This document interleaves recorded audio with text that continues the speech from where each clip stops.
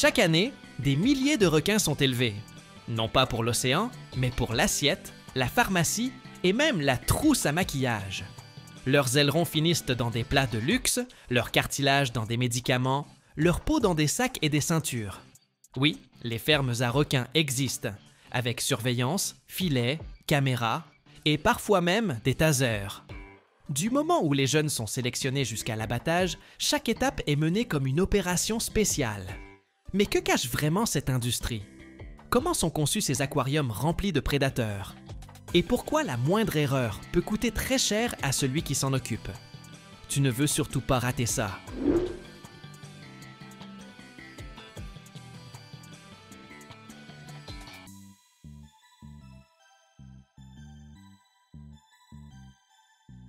On élève des requins pour leur viande, leurs ailerons, leur peau et même leur cartilage.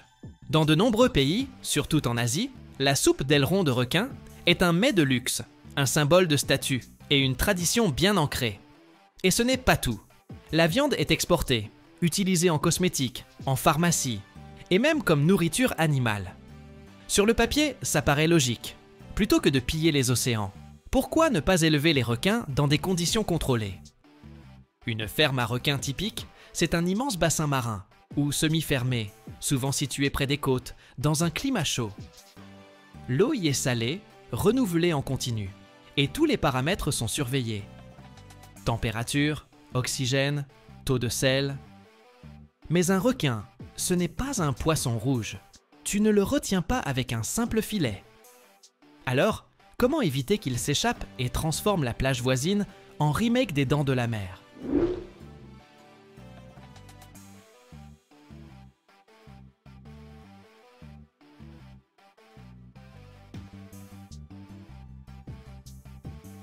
Ces fermes, ce sont des enclos marins ou des lagons qui font de quelques centaines de mètres carrés à plusieurs hectares. Les plus petites structures ont des bassins de 10 par 10 mètres, tandis que les plus grandes atteignent 100 mètres ou plus, avec une profondeur de 5 à 10 mètres. On les installe souvent dans des baies ou des criques naturelles, protégées des vagues. Les bassins sont flottants, entourés de filets solides en métal ou en polymère, fixés à des plateformes ou des bouées et ancrés au fond par de lourdes chaînes. Les filets ont plusieurs couches de sécurité, pour empêcher les intrus comme les méduses, et pour éviter les évasions.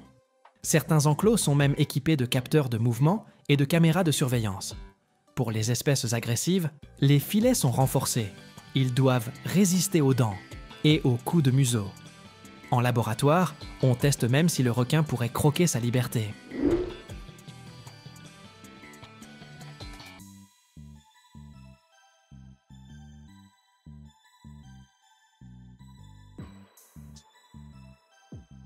Parfois, les bassins sont en béton ou en acrylique, pour la recherche ou les petits élevages.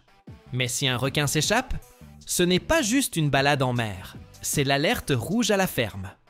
Une fugue peut blesser d'autres requins ou créer un vrai danger dans les eaux voisines. Les requins sont élevés à partir d'œufs ou de jeunes capturés en mer. Ils sont nourris avec du poisson, des fruits de mer ou des mélanges spéciaux. On suit leur croissance, leur état de santé, leur comportement. Les espèces les plus couramment élevées sont le requin chabot, le marteau, le requin nourrice ou le requin de récif gris. Certains sont moins agressifs, d'autres grandissent plus vite, plus simples à gérer. Le cycle d'élevage dure entre 1 et 5 ans, selon l'espèce et le produit final. Et ensuite vient l'abattage. Mais d'abord, il faut séparer un ou plusieurs individus du reste du groupe.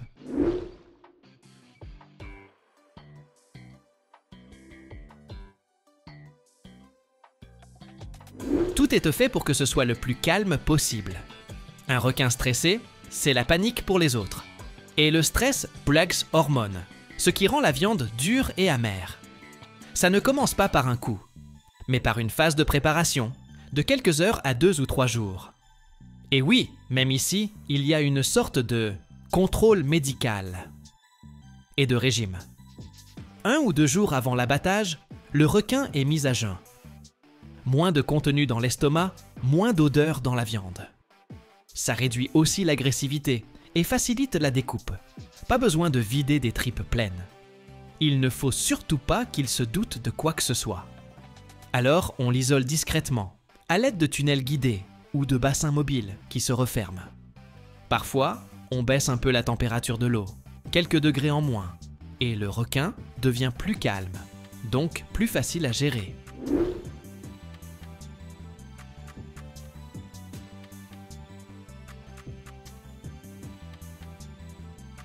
Les employés portent des combinaisons de protection, des gants spéciaux, des casques, et toujours à portée, un taser ou une perche.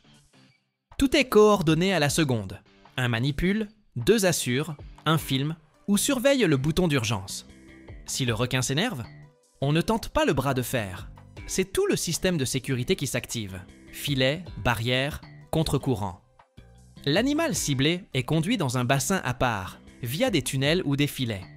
Là, on utilise 2 méthodes, choc électrique ou abattage mécanique.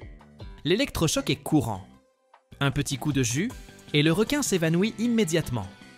Moins de stress, même meilleure qualité de viande. Sinon, on frappe au niveau du cerveau, ou on coupe les arcs branchiaux, perte de conscience rapide et saignement massif.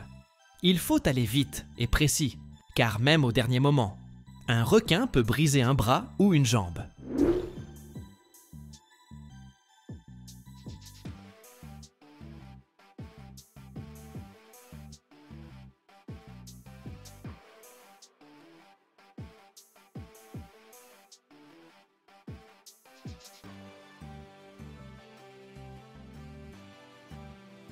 La carcasse est ensuite transférée à la salle de découpe.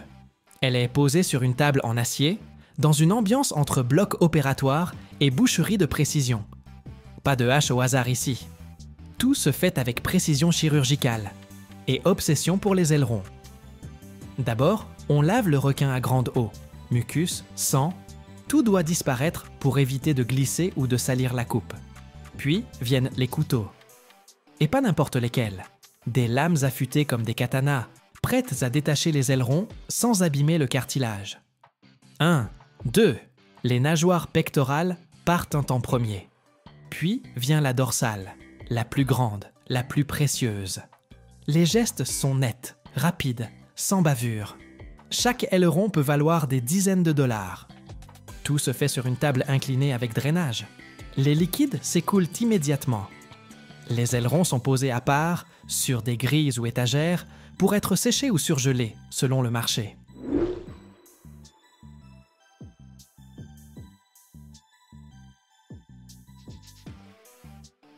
Et surtout, tout est filmé. Dans de nombreux pays, il est interdit de pratiquer le finning en mer, couper les ailerons et jeter le corps. Sur les fermes, tout doit être documenté. Après les ailerons et la peau, on s'attaque à la colonne et au cartilage. Ce ne sont pas des déchets, c'est une mine de glucosamine, chondroïtine et collagène.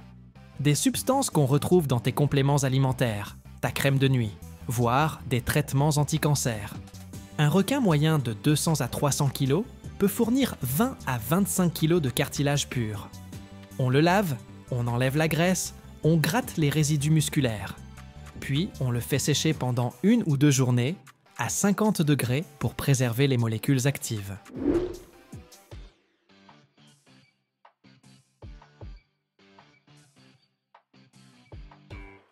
Et une fois les ailerons, la chair et la colonne enlevées, il reste la peau. Et elle vaut de l'or.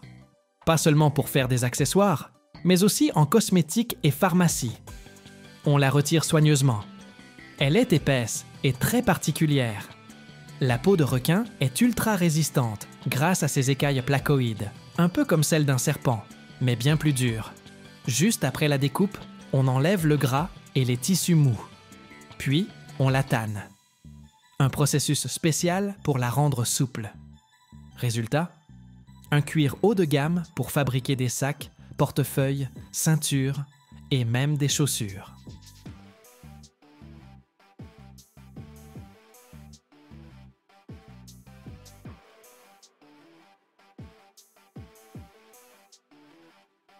Chaque année, plus de 8 milliards de mètres carrés de verre sont produits dans le monde, assez pour recouvrir un pays entier. Mais peu de gens savent que le chemin vers une vitre parfaitement transparente commence avec du sable blanc, semblable à un désert en miniature. Imaginez une rivière de verre incandescent qui s'écoule à travers un four de la taille d'une maison et se déverse doucement sur une surface d'étain en fusion, créant un ruban parfaitement lisse. Ce n'est pas une simple technologie, c'est une véritable alchimie qui transforme une matière fragile en une armure transparente pour les gratte-ciel, les océanariums et même les automobiles. Regardez jusqu'à la fin. Je vous révélerai un secret que vous n'avez certainement jamais entendu.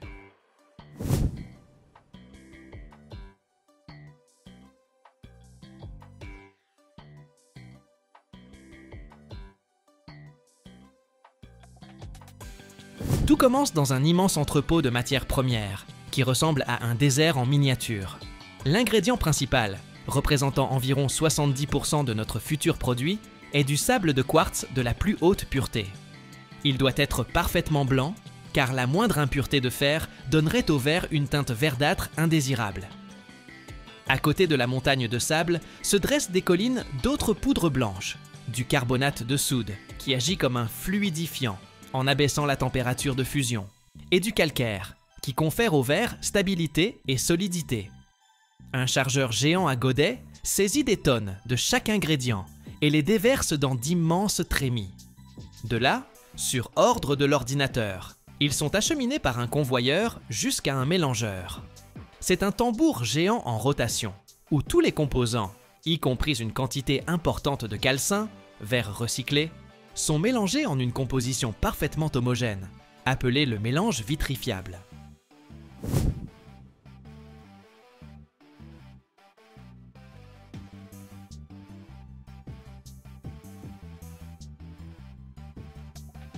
Maintenant, ce mélange sec, semblable à une poudre, entame son voyage au cœur même de l'usine, le four de fusion. Une immense cuve, revêtue à l'intérieur de briques réfractaires, de la taille d'une petite maison. C'est un four qui ne dort jamais. Il fonctionne en continu pendant des années en maintenant à l'intérieur une température de 1600 degrés Celsius. Le mélange vitrifiable est enfourné par un flux continu à une extrémité de ce four. En entrant dans cet enfer, il commence instantanément à fondre, se transformant en une rivière de verre liquide, épaisse, visqueuse et d'un orange éblouissant. Cette rivière s'écoule lentement à travers toute la cuve, et pendant ce temps, toutes les bulles de gaz s'en échappent, et la masse elle-même devient parfaitement homogène. Et voilà que cette rivière de feu, luminescente, sort du four et arrive sur l'invention la plus géniale du monde du verre, le bain float. Un long tunnel hermétique, rempli non pas d'eau, mais d'étain en fusion. L'étain a une surface parfaitement plane, un miroir.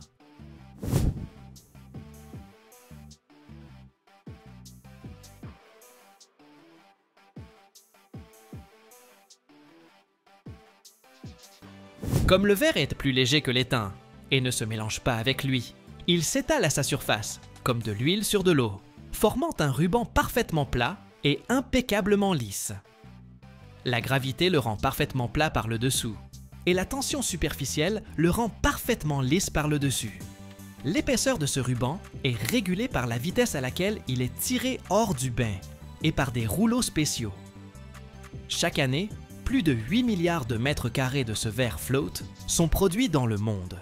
C'est assez pour recouvrir toute l'île de Chypre. Après le bain float, le ruban de verre infini, encore très chaud mais déjà solide, entre dans un long tunnel appelé l'étendrie de recuisson. C'est une étape d'une importance capitale. Si le verre refroidissait trop vite, des contraintes internes colossales y apparaîtraient, et il serait fragile comme une décoration de Noël.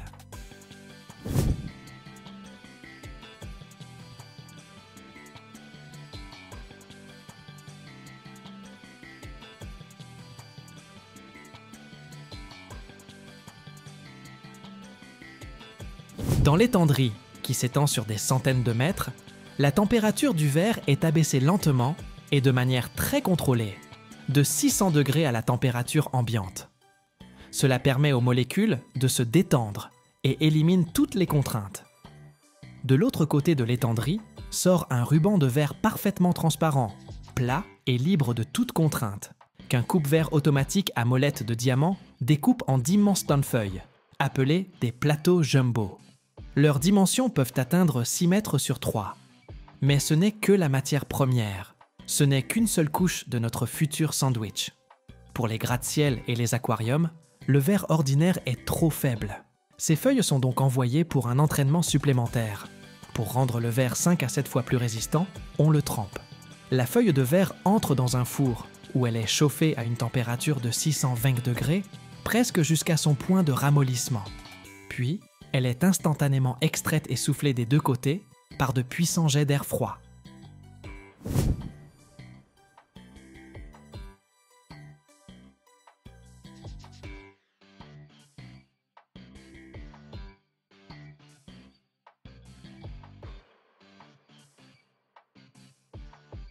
La surface extérieure du verre refroidit instantanément et se contracte, formant une carapace solide, tandis que la partie intérieure refroidit plus lentement.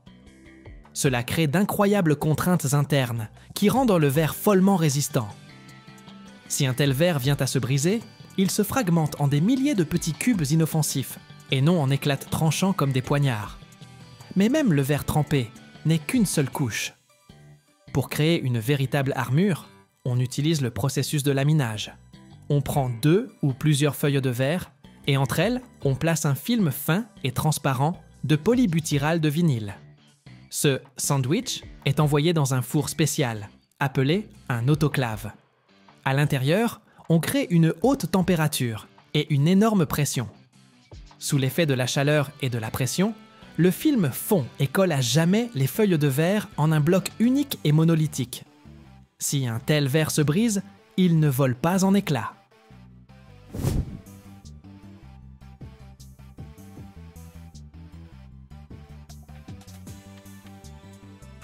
Les fragments restent collés au film, comme des mouches sur un ruban adhésif. C'est ainsi que l'on fabrique les pare-brises de voitures. Et c'est aussi comme ça que l'on fait le verre pour les gratte-ciel. Pour les aquariums, ce sandwich peut être tout simplement incroyable. Par exemple, l'épaisseur du verre acrylique de l'aquarium de Dubaï atteint 75 cm. C'est presque 1 mètre d'épaisseur. Il est composé de nombreuses couches, collées les unes aux autres, et est capable de résister à la pression de 10 millions de litres d'eau. Enfin, sur le verre destiné au gratte-ciel, on applique un revêtement spécial. Dans une immense chambre à vide, on pulvérise sur la surface du verre de très fines couches de métaux, invisibles à l'œil nu, comme de l'argent ou du titane. Ce processus, appelé pulvérisation cathodique magnétron, crée un revêtement à faible émissivité, ou low EF. Il fonctionne comme un filtre intelligent en été, il réfléchit le rayonnement solaire infrarouge vers l'extérieur, empêchant la pièce de se réchauffer, et en hiver, au contraire, il réfléchit la chaleur des radiateurs vers l'intérieur de la pièce, l'empêchant de s'échapper.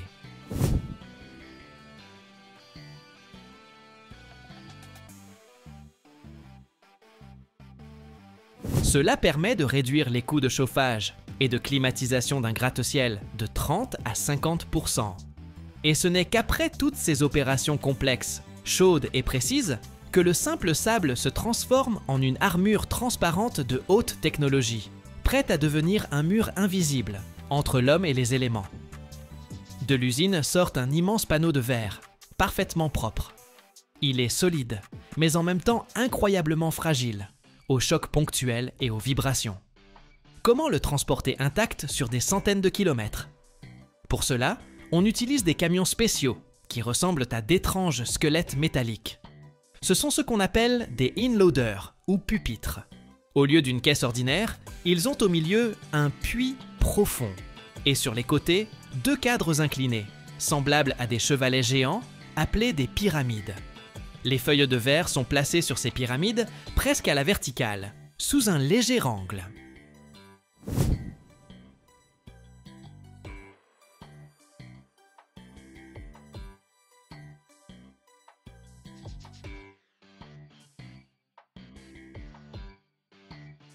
C'est fait pour que le poids soit réparti uniformément et pour minimiser les contraintes dues aux vibrations de la route. Chaque feuille est séparée de sa voisine par des intercalaires souples. Et l'ensemble du paquet est solidement maintenu par des dizaines de sangles et de pinces hydrauliques. Le chauffeur d'un tel camion est un véritable as. Il le conduit avec une fluidité incroyable, évitant les freinages et les virages brusques.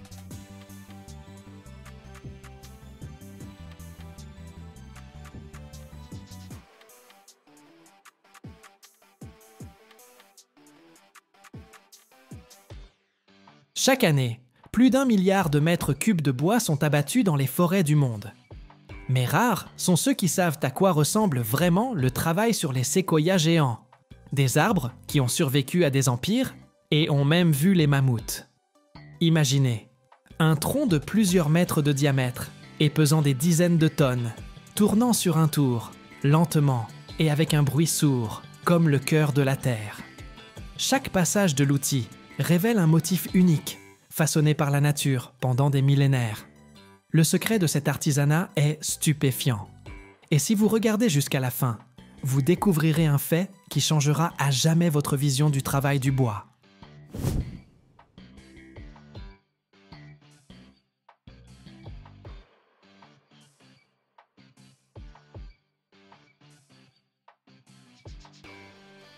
Le travail du bois, à une telle échelle, exige un équipement spécialisé et un savoir-faire considérable.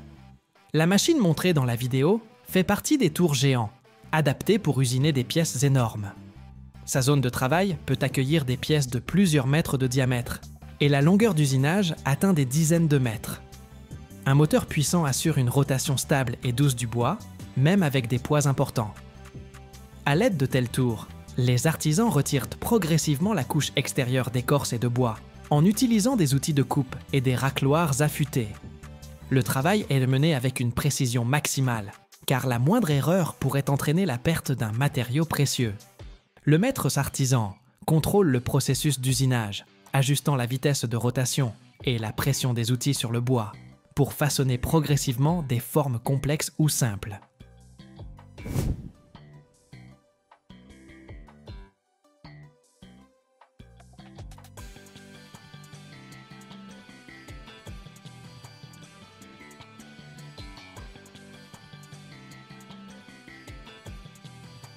D'abord, on enlève les grosses excroissances lamellaires, puis on passe à un polissage plus détaillé, qui permet de souligner la texture naturelle et de rendre le bois parfaitement lisse.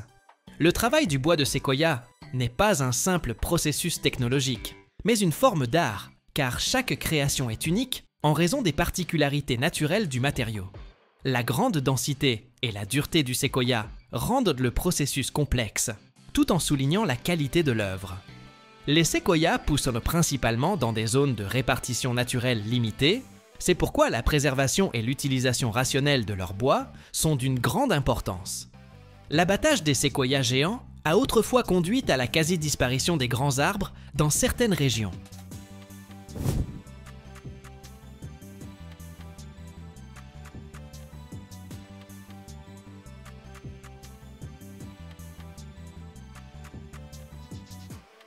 Par exemple, au 19e siècle, la société Kings River Lumber a abattu illégalement plus de 8000 de ces géants, provoquant une catastrophe écologique qui a affecté le climat et la biodiversité de la région. Les technologies modernes de transformation du bois permettent de tirer le meilleur parti de ce bois précieux en minimisant les pertes. L'utilisation de tours innovants, comme dans la vidéo, permet de travailler avec des pièces grandes et non standards, d'utiliser le matériau de manière rationnelle et de créer des produits de haute qualité. Le bois de séquoia, grâce à sa solidité et sa résistance à la pourriture, est un matériau de valeur pour la construction et la fabrication de meubles. Cependant, en raison du statut de protection de ces arbres, l'exploitation commerciale de leur bois est strictement réglementée.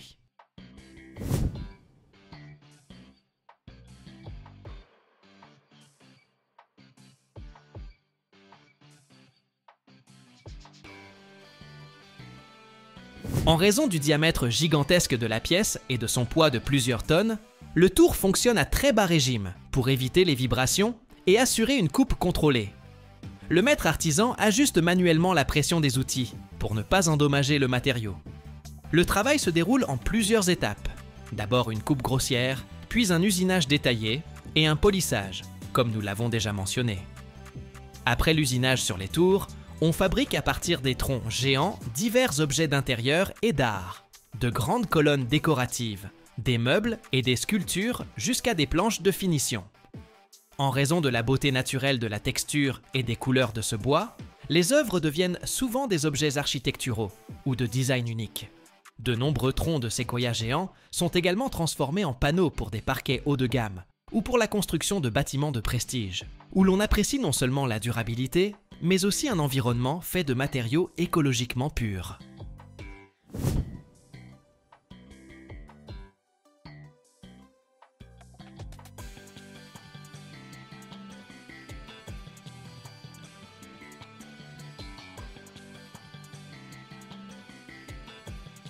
Dans certains cas, le bois est utilisé pour la fabrication de wagons, de traverses de chemins de fer, de poteaux télégraphiques et même de structures sous-marines, où la résistance à la pourriture et la solidité sont essentielles.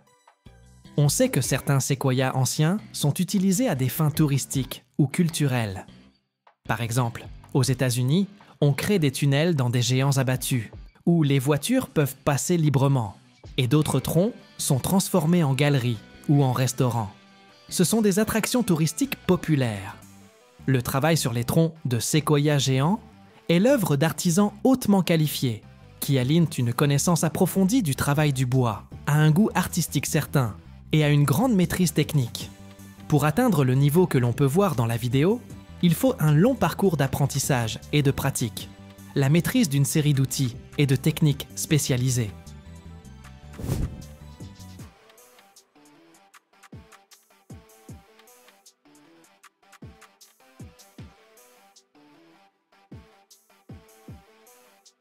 L'apprentissage de ce métier commence par l'acquisition des compétences de base en menuiserie. Travail du bois avec des outils manuels, sciage, ponçage, techniques de sculpture de base. Cela peut prendre plusieurs années d'école professionnelle ou de formation en fonction de l'intensité de l'enseignement et des aptitudes naturelles. Le niveau suivant est l'apprentissage du tournage sur bois, en particulier la réalisation de pièces complexes sur de grandes machines. Cela demande une grande précision et une grande sensibilité pour contrôler la force et la direction des outils, tenir compte de la texture et de la structure du bois, et éviter les fissures et les irrégularités. Les artisans travaillant sur le séquoia utilisent activement une variété d'outils de tournage, des gouges de différentes formes et configurations, des racloirs, des bédanes. Pour l'ébauche, ils commencent avec de grandes gouges à dégrossir, qui enlèvent d'épaisses couches de bois, avant de passer à des outils plus fins et plus délicats pour le polissage et les détails.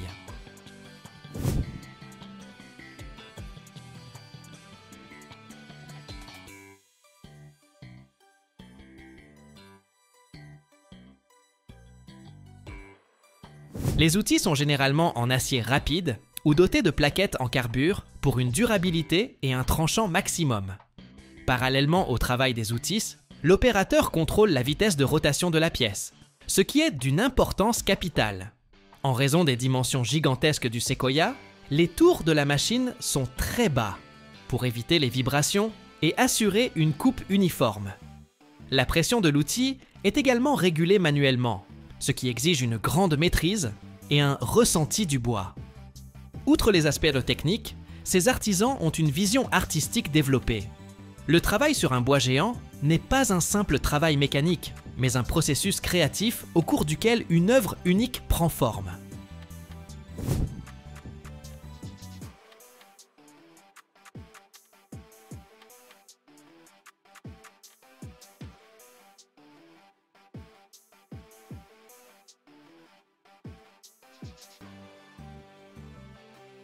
Pour y parvenir, il faut allier la connaissance de la technique à la compréhension des propriétés naturelles du matériau et à des compétences artistiques.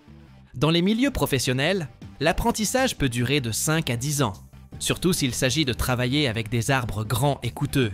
Souvent, les artisans font des stages, apprennent auprès de tourneurs expérimentés, participent à des masterclass et à des écoles d'art.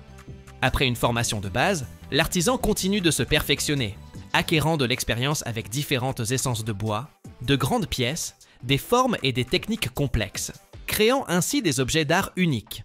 C'est le respect rigoureux de la technologie, associé à une approche créative, qui permet d'atteindre des résultats impressionnants.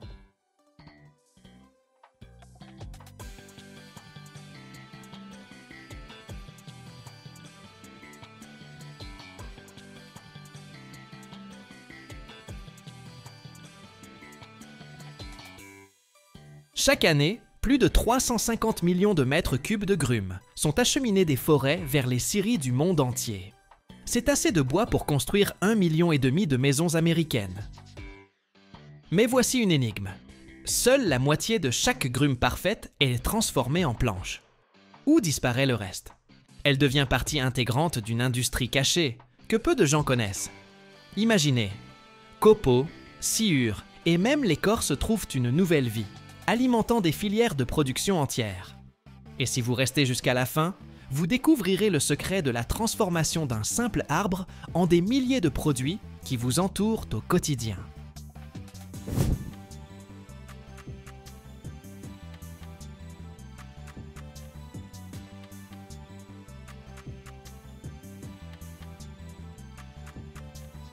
Lorsqu'une grume ronde et parfaite arrive à la scierie, quelle part, à votre avis, se transforme en planches finies et rectangulaires? La réponse, seulement environ 50%. Oui, à peine la moitié. Et où va le reste? Il ne disparaît pas, il se transforme en tout un écosystème de sous-produits. Environ 38% de la grume deviennent des copeaux. Ce ne sont pas des déchets, c'est de l'or pour d'autres industries. Ces copeaux partent vers des usines où l'on en fait du papier, du carton, et bien sûr, nos vieilles connaissances, les panneaux de particules, les panneaux de fibres et les panneaux à copeaux orientés. Encore environ 12%, ce sont la sciure et l'écorce. La sciure est également utilisée pour la production de panneaux, ou est compressée en pellets de combustible. Et l'écorce est souvent brûlée directement à la scierie, dans ses propres chaudières, produisant de l'énergie pour les séchoirs et l'usine elle-même. Cela rend les scieries modernes étonnamment éco-énergétiques.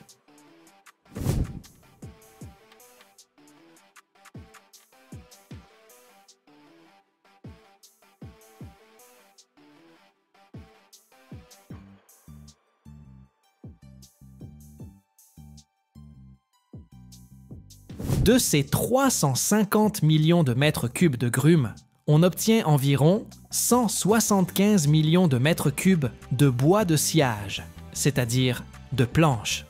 C'est assez pour construire 1,5 million de maisons à ossature bois américaine de taille moyenne.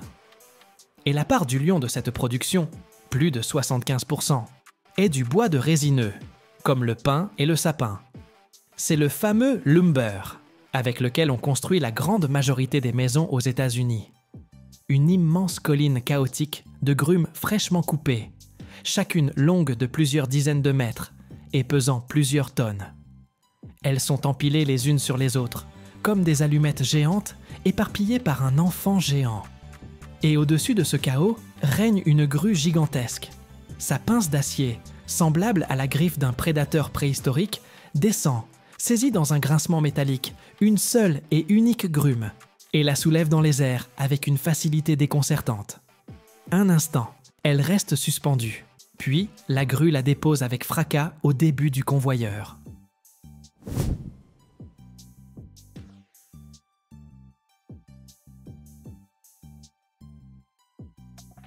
La grume rampe lentement vers l'avant, et son voyage solitaire est un spectacle de force et de fatalité. Elle passe sous des jets d'eau qui la nettoient de la boue et des morceaux d'écorce, la préparant pour le moment le plus important. Et voilà qu'apparaît devant une arche brillant d'une lumière surnaturelle. C'est le scanner, la porte vers l'avenir. Des dizaines de faisceaux laser rouges parcourent la surface de la grume en mouvement, mesurant son diamètre, sa longueur, sa courbure, l'emplacement de chaque nœud. Le cerveau de l'ordinateur, en une fraction de seconde, crée son fantôme numérique parfait, un modèle en 3 dimensions. Et à cet instant précis, alors que la grume avance encore, l'ordinateur a déjà scellé son destin. Il a calculé la manière idéale de l'acier pour obtenir le maximum de planches de la plus haute qualité. Il sait déjà où passera la première coupe, ou la seconde, et en quoi se transformera chaque morceau de ce géant de la forêt.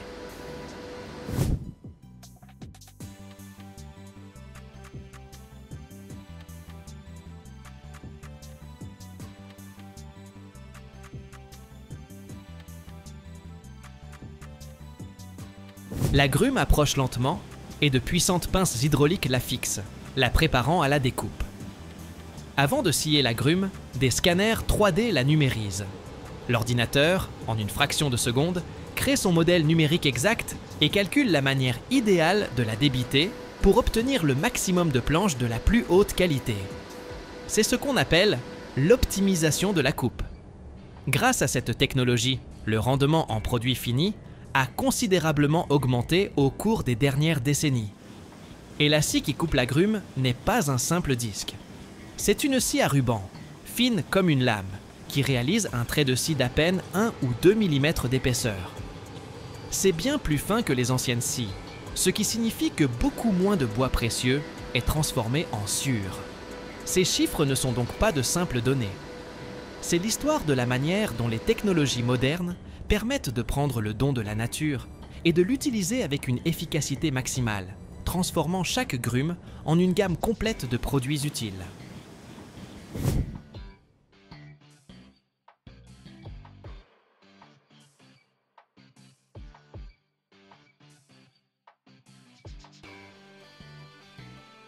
Maintenant, notre bloc Equarri arrive au cœur de la scierie, la scie multilame.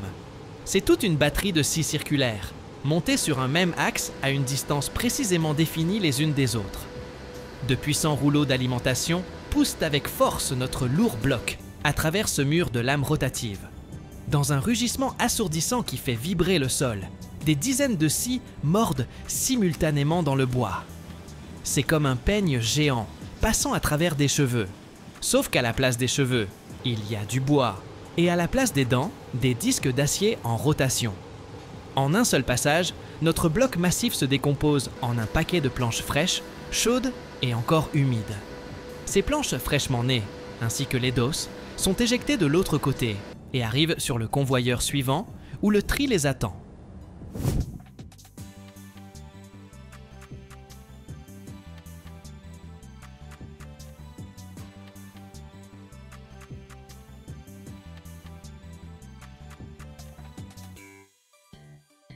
Ici travaillent des personnes à l'œil incroyablement exercé.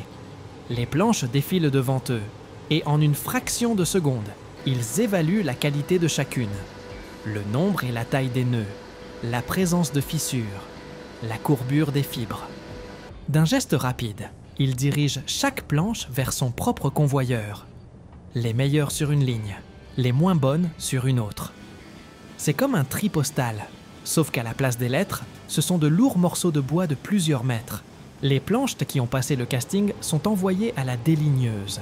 Ici, leurs bords irréguliers et couverts d'écorce sont coupés, leur donnant une forme parfaitement rectangulaire. Et ce n'est que maintenant que nous avons devant nous un produit familier, une planche parfaitement droite et rectangulaire. Mais elle est encore verte, humide et lourde, pleine de sève naturelle. Si on la laissait ainsi, elle se déformerait et se fissurerait. C'est pourquoi elle a rendez-vous avec l'étape finale, le séchage.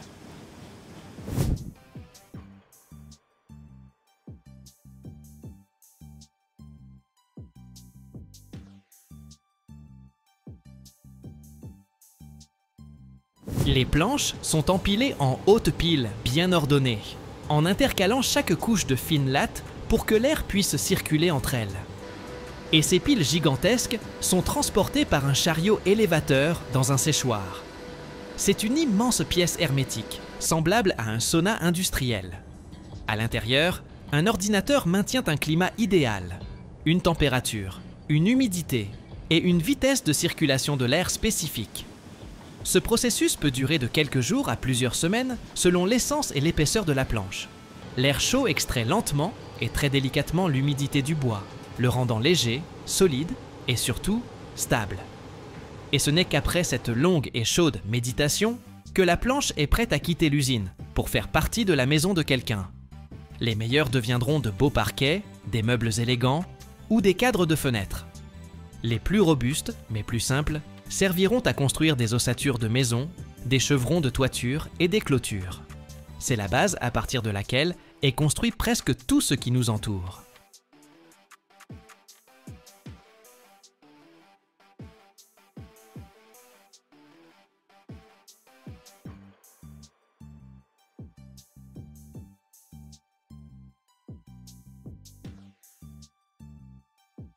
Imaginez une pierre, d'apparence si ordinaire, mais à l'intérieur de laquelle se cache une force capable de supporter les charges colossales de notre civilisation. Comment, d'une roche anonyme, naît une route qui résistera à des millions de voitures? Comment la vibration de mâchoires d'acier transforme-t-elle le monolithe en de minuscules cristaux des villes de demain? Chaque année, rien qu'aux États-Unis, plus d'1 milliard de tonnes de roches sont concassées, et ce vacarme s'entend bien au-delà des carrières. Mais il y a un détail qui n'est pas mentionné dans les rapports officiels. Ce qui se cache dans la poussière et les chocs de ces machines pourrait changer votre perception de la simple pierre. Regardez jusqu'à la fin, vous découvrirez un secret que l'industrie dissimule.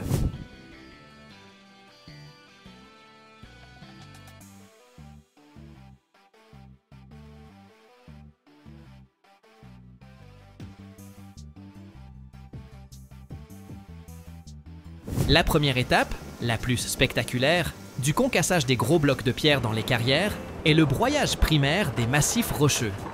Le processus commence lorsque d'énormes masses de roches, pesant parfois des dizaines de tonnes, sont acheminées vers des installations de concassage spéciales. Ces installations sont équipées de puissants concasseurs à mâchoires, capables de traiter des roches extrêmement dures et résistantes. Au moment du broyage, on peut assister à la collision impressionnante des surfaces d'acier du concasseur avec la roche, accompagnée de chocs sourds et d'un vacarme qui se propage très loin. Les mâchoires du concasseur se meuvent avec une force capable de briser les roches les plus dures, réduisant des blocs massifs en fragments plus petits. L'ensemble du processus est automatisé et se déroule à grande vitesse, assurant une production continue et efficace.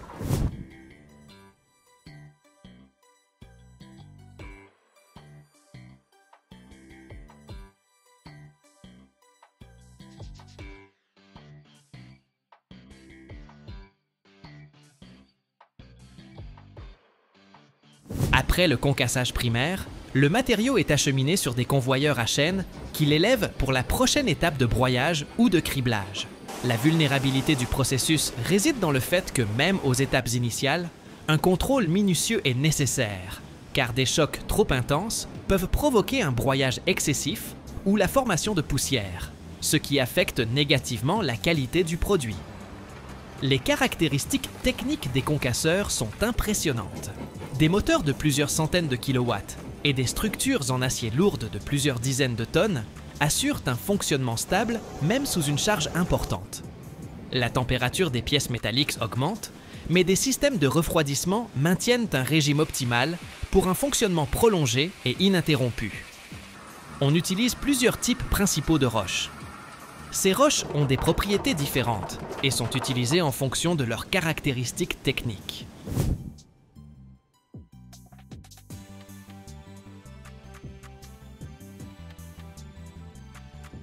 Le granit est l'une des roches les plus courantes et les plus solides pour la production de granulats. C'est une roche volcanique, composée principalement de quartz, de feldspath et de mica. Les granulats de granit ont une grande dureté et une grande résistance à l'usure. On les utilise souvent pour la construction de routes, de voies ferrées et de structures en béton. La taille des granulats de granit peut varier de la fraction fine, de 5 à 20 mm, à la grosse fraction, de 40 à 70 mm. Le gravier est une roche sédimentaire meuble, composée principalement de galets arrondis. Il est moins solide que le granit, mais a une radioactivité plus faible, ce qui le rend sûr pour une utilisation dans la construction résidentielle. Le gravier est utilisé comme agrégat dans le béton et pour le remblayage des routes.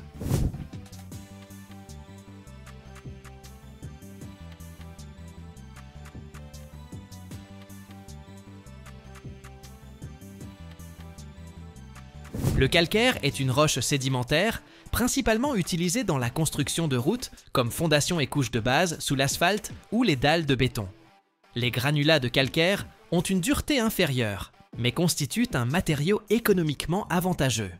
Le quartzite est une roche métamorphique de grande dureté et de grande résistance à l'usure. Il est utilisé pour le revêtement des aérodromes et dans l'aménagement paysager. L'andésite est une roche volcanique, avec une bonne écocompatibilité et une bonne résistance à l'usure. Elle est utilisée pour la production de granulats, et comme composants dans le béton. Ces pierres naturelles sont extraites dans des carrières, où elles subissent un concassage par explosif ou mécanique, suivi d'un tri.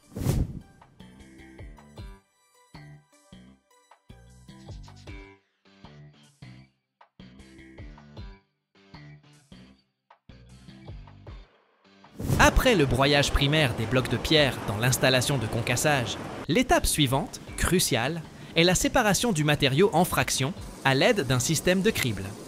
Ce processus n'est pas moins spectaculaire et est précisément rodé, car la qualité du tri détermine l'homogénéité et la conformité du matériau aux exigences techniques. La taille des particules du futur sable de construction, des granulats ou du gravier, est définie par des grilles spéciales de grande, moyenne et petite taille. Un grand nombre de grilles, disposées les unes au-dessus des autres, forment un complexe de convoyeurs en série où se produit un fractionnement automatique.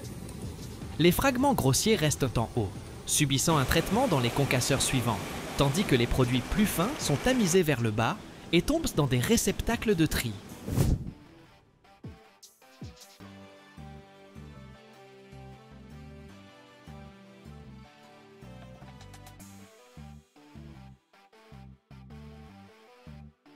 L'ensemble du système est synchronisé et fonctionne en mode automatique. Chaque grille est régulièrement nettoyée des obstructions pour éviter les arrêts et ne pas altérer la qualité du produit. Et le mouvement du matériau est contrôlé par des capteurs et un système de contrôle de production. Le contrôle des dimensions et de la qualité du matériau est effectué à la fois par des capteurs et par des vérifications périodiques en laboratoire. C'est important, car les caractéristiques de construction des produits finissent, la durabilité des routes et d'autres structures en dépendent. L'automatisation de ce processus augmente la productivité du complexe de concassage et de tri, réduit le besoin de travail manuel et minimise le facteur d'erreur humain. De plus, des réserves technologiques sont prévues pour un réglage rapide du système, en cas de changement de type de matière première ou de normes.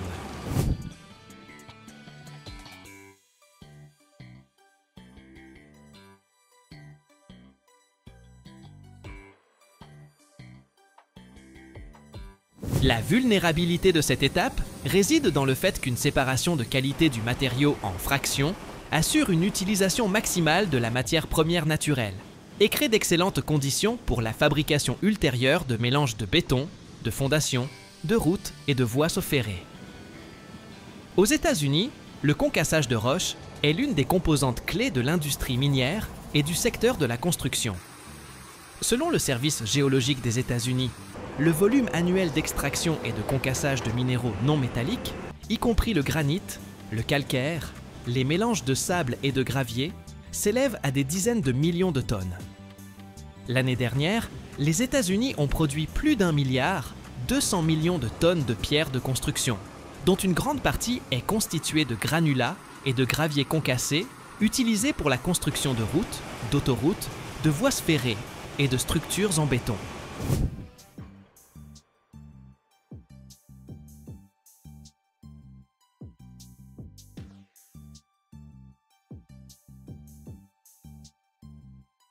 Cela représente environ un tiers de la production mondiale de ces matériaux.